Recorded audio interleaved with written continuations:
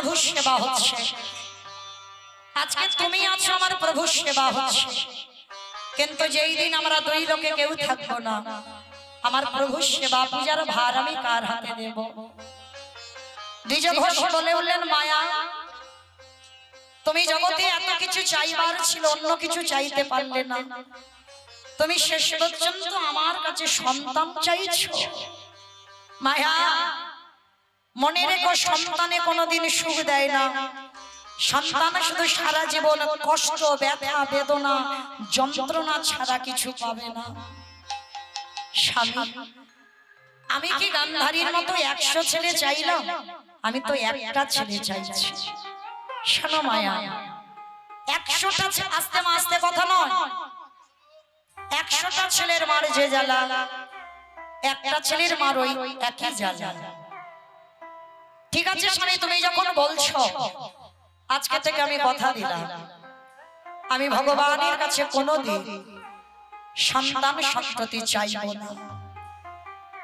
প্রতিদিন মায়াবতী ভগবানের জন্য কাঁদে, প্রতিদিন বলে দয়াময়, এত কাঁদি এত ডাকি, আমার ডাক কি তোমার চরণে পৌঁছায় না? কিসের জন্য তুমি আমায় এত কাঁদাও, এত কষ্ট দাও? ভগবানের জন্য কাঁদে। হঠাৎ আমার ভগবান একদিন দৈববাণী করলো, মায়াবতী তোমার ভক্তিতে আমি বড় সন্তুষ্ট, তোমার কোল আলো করে আমি একটা সন্তান পাঠাবো। কিন্তু মনে রেখো মায়া, সন্তান গর্ভে ধারণ করবার পর তোমাকে বেছে নিতে হবে। তুমি যদি তোমার স্বামীকে বাঁচাতে চাও, তোমার গর্ভের সন্তান গর্ভেই মারা যাবে। আর যদি তুমি তোমার সন্তানকে বাঁচাতে চাও, তোমার স্বামী চিরজন্মের মতো তোমাকে ছেড়ে চলে যাবে। চিৎকার করে বলে উঠলেন, দয়াময়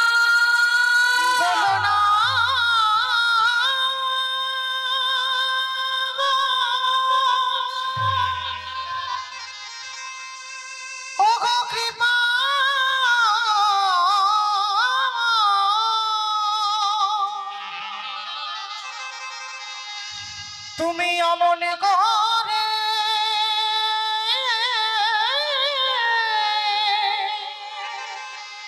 বলো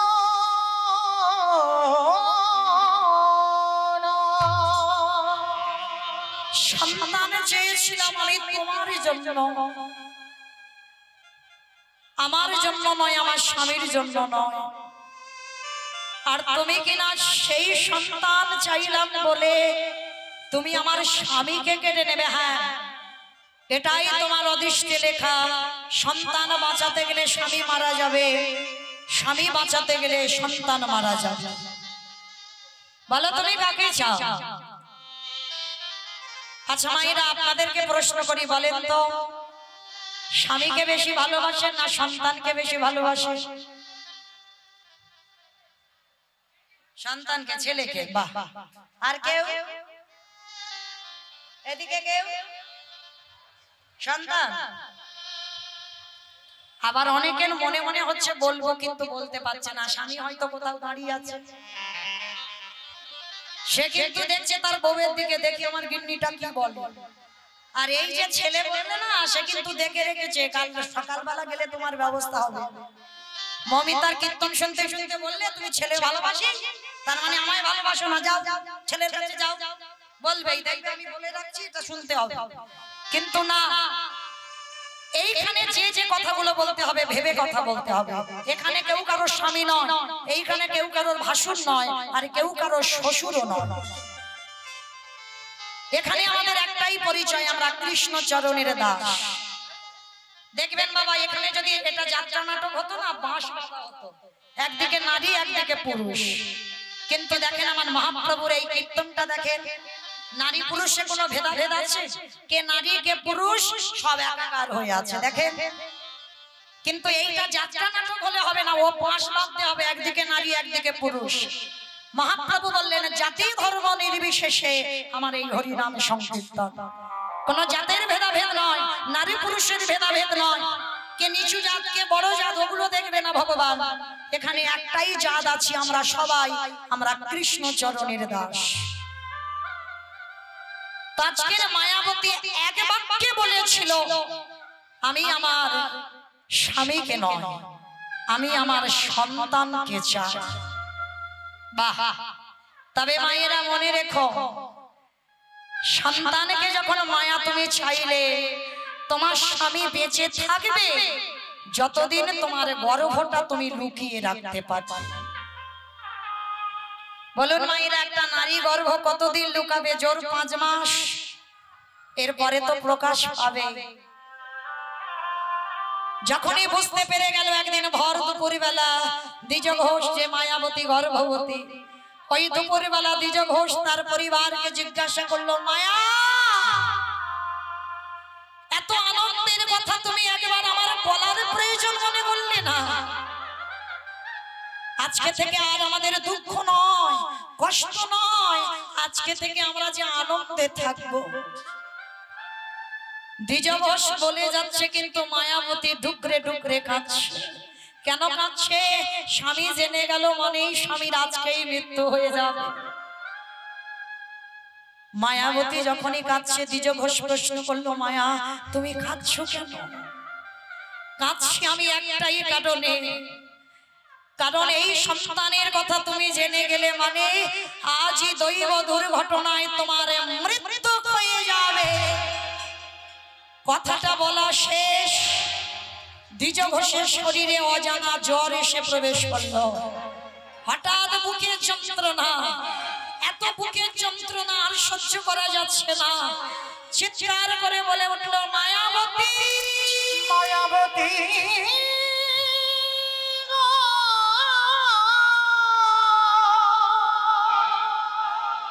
অসহ্য জ্বালা, অসহ্য যন্ত্রণা, আর এত বুকের যন্ত্রণা হচ্ছে আর সহ্য করতে পারছে না। ভুলাই লুটিয়ে পড়ল দ্বিজ ঘোষ। মায়াবতী, আর আমি বেশিক্ষণ বাঁচবো না, আমার মনে হয় এই মুহূর্তে আমার প্রাণটা চলে যাবে। কিন্তু কথা দাও, যে সন্তান তোমার গর্ভে আছে ওই সন্তানকে করে তুলবে তুমি কৃষ্ণ ভক্ত। কথাটা বলা শেষ, দ্বিজ ঘোষের মৃত্যু হয়ে গেল।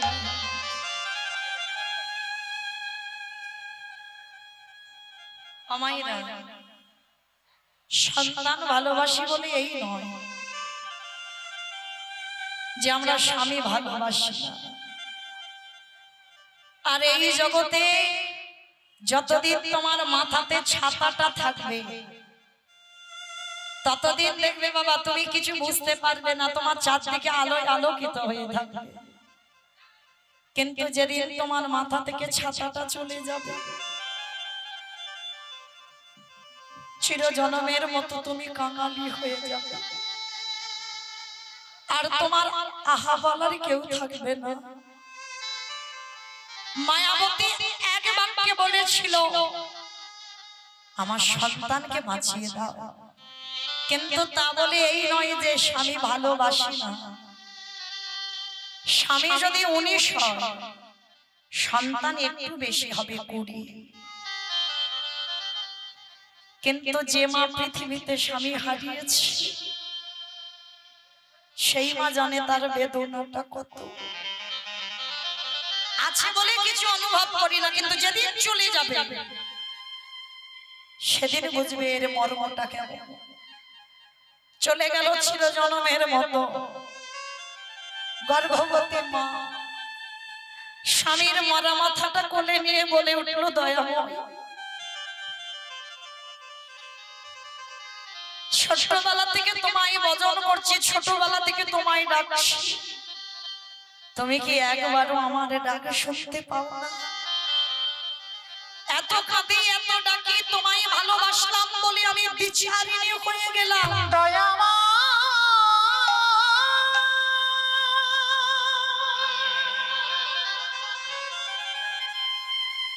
যে জন্য তোমায় ভালো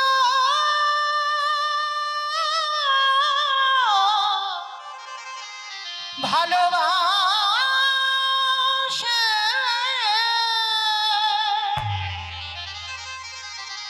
তারে কি এমনি করি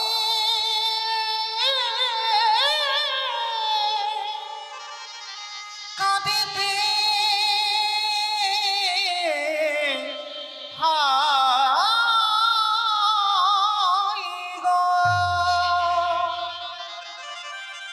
গ্রামের লোকজন সবাই এসে বলে উঠল, তুই হলি দ্বিচারিণী, তুই হলি কলঙ্কিনী, তুই হলি অসতী। কেউ খেতে দেয় না মায়াবতীকে, যার বাড়িতে যায় সে লাঠি মেরে তাড়িয়ে দেয়। গ্রামের শেষ প্রান্তে একটা বাড়িতে কাজ পেয়েছে,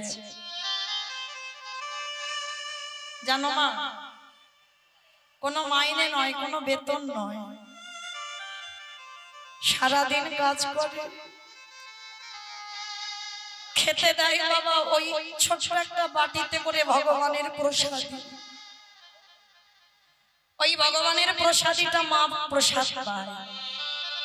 দেখতে দেখতে 10 মাস 10 দিন পর স্বামী শোক ভুলে গেল, কোল আলো করে একটা ফুটফুটে পুত্র সন্তান এলো। আর ওই পুত্র সন্তানকে কোলে পেয়ে মা আমার নাম রেখেছিল বিহারী লাল। দুঃখের ঘরে জন্ম নিল, অভাবের ঘরে জন্ম নিল। দেখবে বাবা, যার কেউ নেই, ভগবান বলল আমি আছি। ওই ছোট্ট ছেলেটাকে মা কোলে করে নিয়ে যায় লোকের বাড়িতে কাজ। আস্তে আস্তে কথা হচ্ছে কেন, এত কথা হচ্ছে কেন? দান দেন কিন্তু কথা বলেন না। আর আধা ঘন্টা টাইম আছে, একটু শান্ত হয়ে, জানি গরম হচ্ছে, খুব কষ্ট। আর এই কষ্ট হলেও তো বাবা আমাদের গাইতে হবে, একটু শান্ত হয়ে বসে। ভগবানের সাধন ভজন তো সোজা নয়। কতটুকু কৃষ্ণ বলে কেঁদেছ, কৃষ্ণ পাবে। কতটুকু তুলসী তলায় চোখের জল দিয়েছ, কৃষ্ণ পাবে। কৃষ্ণ পেতে গেলে বাবা আগে কাঁদতে শিখতে হবে। এই পৃথিবীতে যে বেশি কাঁদতে পারবে ভগবান তার দরজায় আগে চলে যায়। মনে রেখো বাবা, ভগবানকে তুমি অট্টালিকা দিয়ে ধরে রাখতে পারবে না, শ্বেত পাথরের মন্দির করে দিয়ে ধরে রাখতে পারবে না, রজনীগন্ধার মালা দিয়ে ধরা যায় না। ভগবানকে ধরতে তারাই পারে ভক্তের চোখের জল। এ জীবনে কাঁদলেন, কৃপা নাই বা হলো, এর পরের জন্মে নাই বা হলো, কিন্তু একটা না একটা জন্মে আমার গোবিন্দকে কৃপা করতেই হবে। যে জনে নয়নে জানে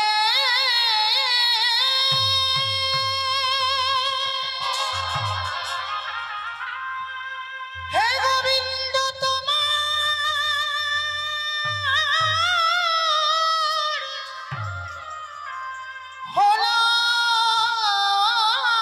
হলাম বলে একেবারে ডাকারে মতো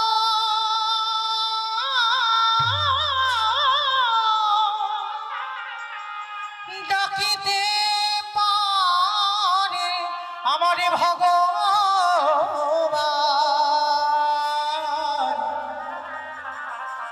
সেই ভক্তিতে তারে চিরজীবন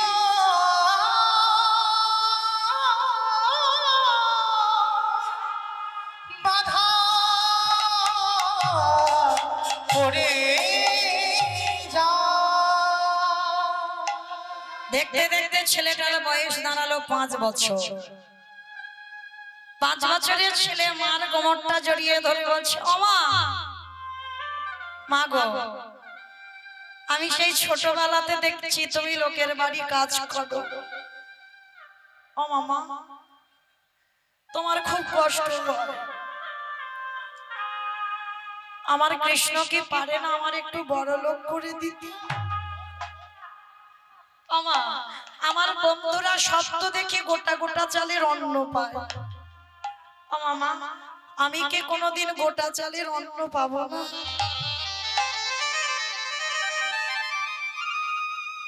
এত গরিব এত কাঙাল কোনোদিন গোটা চালের অন্ন দেখেনি চোখে।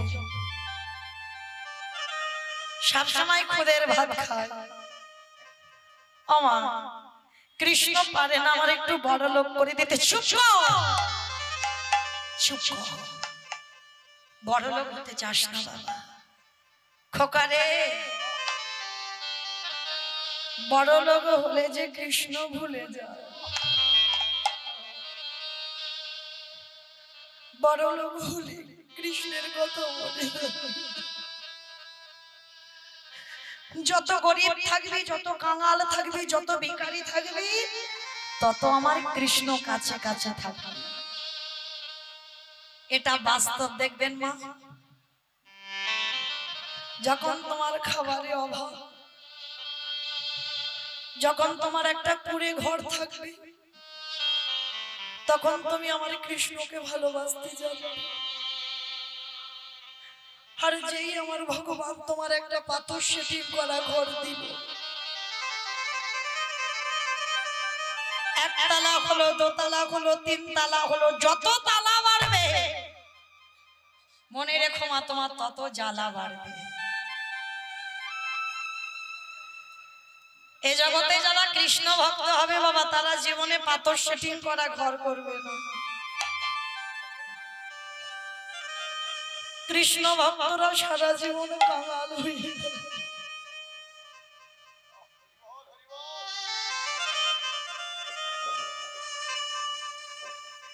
কৃষ্ণ ভক্তরা সারা জীবন পথের ভিখারি হয়ে যায়।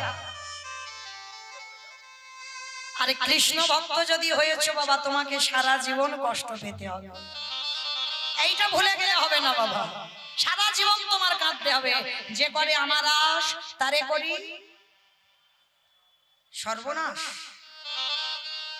ভগবান জীবনে সর্বনাশ করে না, ভাষাগুলো বুঝতে হবে। সর্বনাশ ভগবান সর্বনাশ করে বাবা জীবনে। ভক্ত যে প্রাণ, ভক্ত যে জীবন,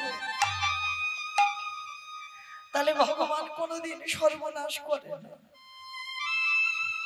সর্বনাশ করে দেয় মানে আত্মীয় পরিজন বন্ধু বান্ধব, তুমি যাকে বেশি ভালোবাসে প্রথমে ভগবান তাকে কেড়ে নেবে। তারপরেও যদি তুমি তার চরণ না ছাড়ো, তারপরে আমার ভগবান তোমাকে ভক্তে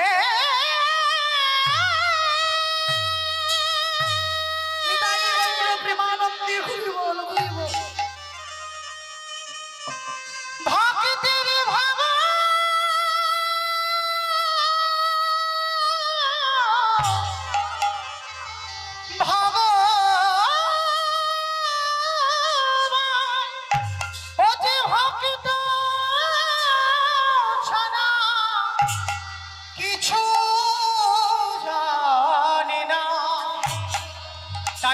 যুগে যুগে ভক্তের কাছে ছুটে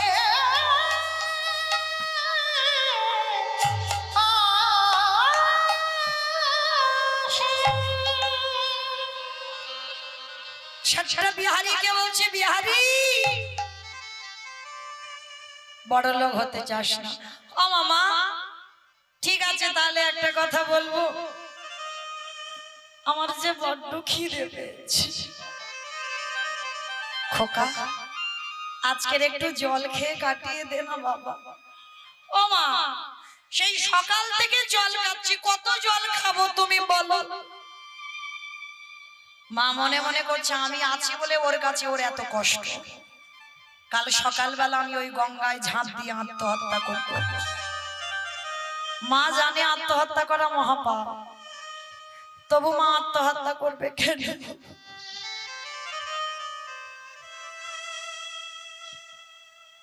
আমি না মরলে আমার ছেলেটা খেতে পাবে না। দেখবেন মা, কারোর যদি বাবা মা দুজনেই না থাকে, গ্রামের লোকরা অনাথ বলে খেতে দেয়। মা ভাবলো আমি চলে যাব, চিরজনমের মতো চলে যাব। আমি চলে গেলে ও তো ভালো থাকবে। ছেলেটাকে কোলের কাছে নিয়ে মাথায় হাত বুলাচ্ছে। আর দেখবেন মা, মায়ের কাছে ছেলে মেয়ে কোনোদিন বড় হয় না। হয় কি, বাবার কাছে বড় হয়ে যায় ছেলে, কিন্তু মার কাছে নয়। সে ছেলের বিয়ে হয়ে যাবে, ও গো দেখবে ছেলে যখন কোলের কাছে সে ঘুমাবে, সেই ছোট্টটি থাকে ছেলেটার মাথায় হাত বুলিয়ে, খোকা একটু ঘুমিয়ে পড়। আর ওই মাথায় হাত বুলাতে বুলাতে ছেলে কখন মায়ের কোলের কাছে ঘুমিয়ে পড়েছে। আর যেই না মায়ের কোলের কাছে ঘুমিয়ে পড়লো, রাতের অন্ধকারে মা উঠে ভগবানের চরণে জানাচ্ছে, প্রভু আমি আসি, আমার ছেলেটা রইল তোমার চরণে, আমার ছেলেটাকে তুমি দেখে রেখো। ওরে বিহারী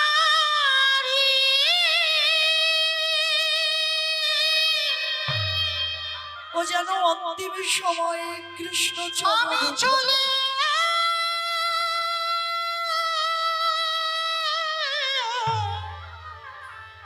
চলে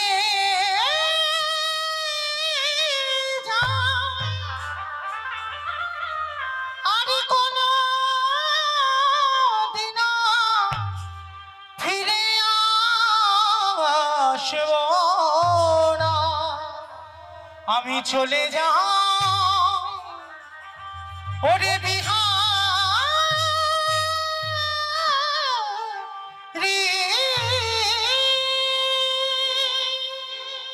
আমি আছি বলে এত কষ্ট দয়ামা,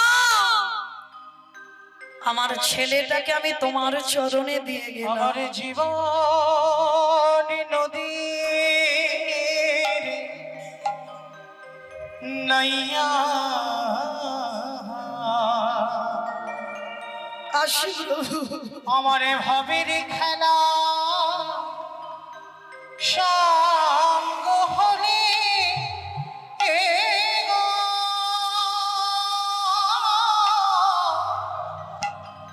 একেবারে দিও পার করিয়া আমার জীবন নদীরে নাইয়া। কৃষ্ণ জীবন নদী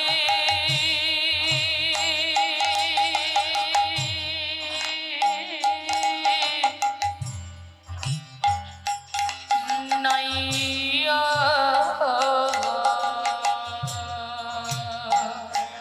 আমার ছেলেটাকে তোমার চরণে দিলাম। আমার ভবের খেলা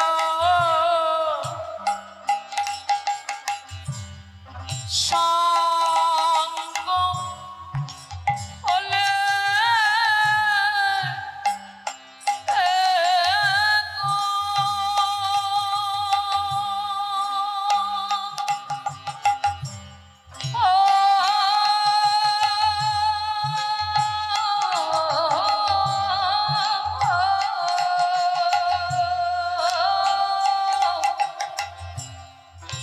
দিও মরে রিয়া আমার জীবন নদী নাইয়া। দয়ালি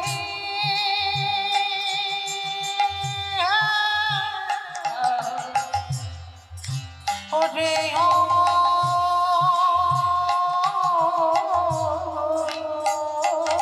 দয়াল হে ও দয়াল হে,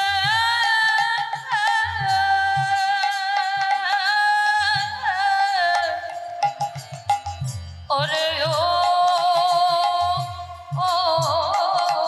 দয়াল হে। এই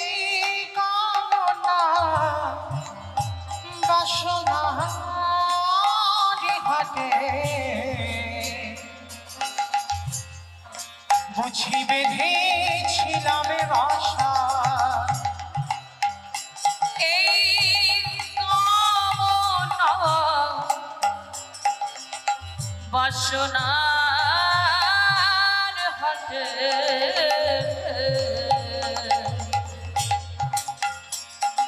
বুঝি বেঁধেছিলাম বাসা সবই অচলে হবে আমার যাওয়ারে কানে গো একবারে দেখি নাই ভাবিয়া আমার জীবনে নদীরে নিতাই বাবুর প্রেমানন্দে হরি বল হরি বল হরি বল।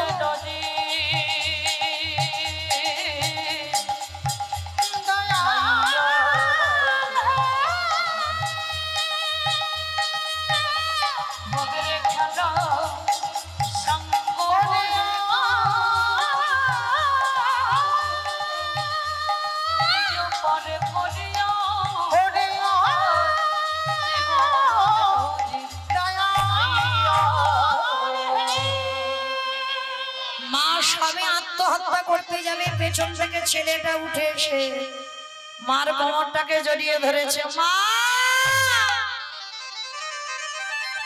কোথায় চলে যাচ্ছ? আমি কথা দিচ্ছি মা, জীবনে তোমাকে বলবো না আমার খিদে পেয়েছে।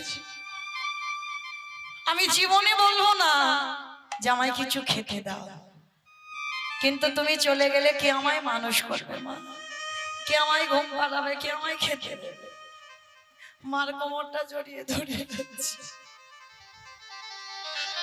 আমি কথা দিলাম বাবা, আর তোকে ফেলে কোথাও আমি যাব না। যতদিন বাঁচবো আমি তোকে নিয়েই বাঁচবো। ও মা, মা ঠিক আছে, একটা কথা বলবো। তুমি তো লোকের বাড়ি কাজ করো, আমিও কাজ করব। দুর্বোকা তুই এইটুকু বাচ্চা মানুষ, তুই কি কাজ করবি? ও মাম্মা, আমি অন্য কাজ না পারি, আমি তো ঘোষের ছেলে। আর ঘোষেদের একটা জাত ব্যবসা আছে। কি ব্যবসা বলো তো?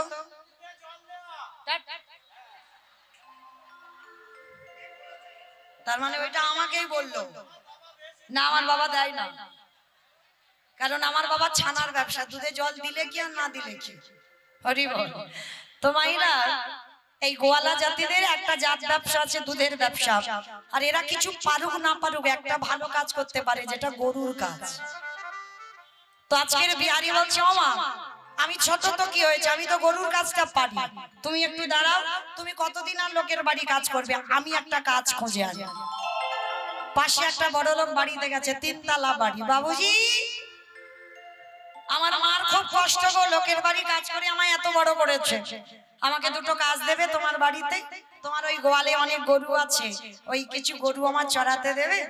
তা বড় লোকটি দেখে মায়া হলো। হ্যাঁ রে বাবা, ঠিক আছে, তোর ওই যে 6টা গরু আছে আজকে থেকে তুই চড়াবি।